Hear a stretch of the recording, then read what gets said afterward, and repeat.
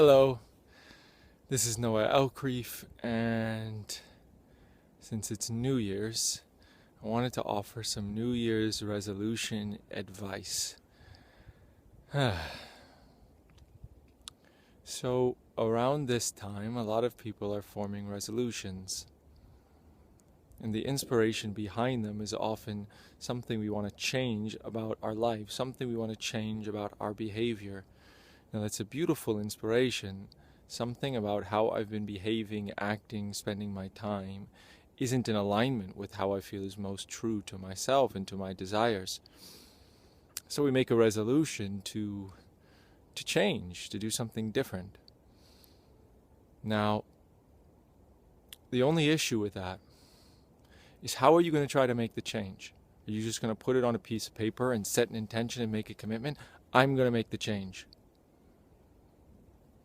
Now, the reason why the resolutions don't usually work, we don't really usually follow through on them, is because there was a reason why you were behaving in that way before, in the way you don't want, the undesirable way. There's a reason why you're behaving that way.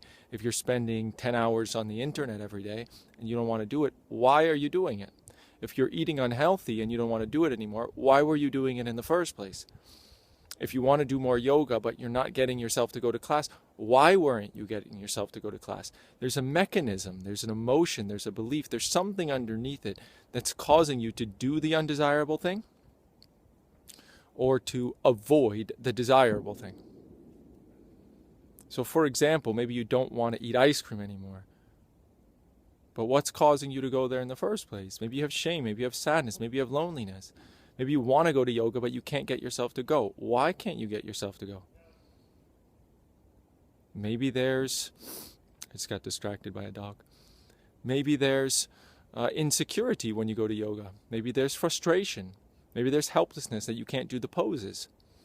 There could be so many different things causing you to not do what you want or causing you to do what you don't want.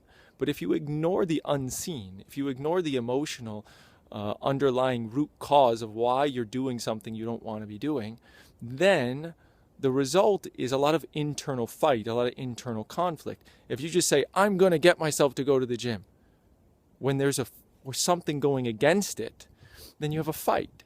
You have a part of you that's saying, I don't want to go because I'm sad, because I'm afraid, because I'm insecure. And you have a part that's saying, I'm going to do it anyway, which is like the mental dictator. I know what's best, I know what you should do, and we're going to do it.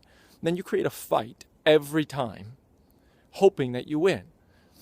And you feel good when you win, and you feel shitty when you lose. But both times, it's a lot of pressure, it's a lot of internal tension that's not needed, and that doesn't serve and probably won't last, because you haven't undone the underlying root that causes resistance to going to the gym.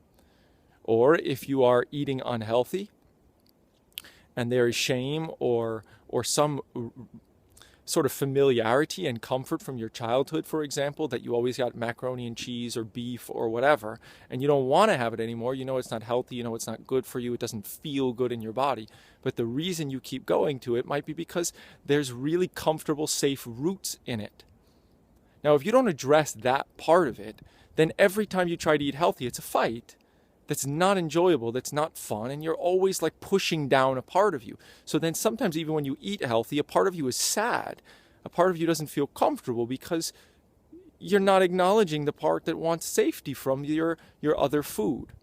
So what I encourage you, what sort of my advice or insight is into this is, if you have a resolution, if you want to change something about the way that you're behaving, about the way you're spending your time, look into why you're spending your time in the way you don't want to, instead of just telling yourself, I'm going to do it differently.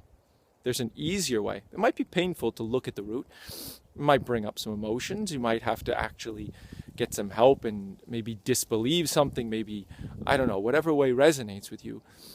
But ultimately, it's going to save you a lot of drama, a lot of pain, a lot of internal fight, and it might actually get you to change your behavior easily with no maintenance, right? You want to go to the gym or go do yoga or eat healthy from love, from comfortability, from ease, from naturalness, not as a fight every single time. Yeah, that's my New Year's resolution advice. Good luck with it. Bye.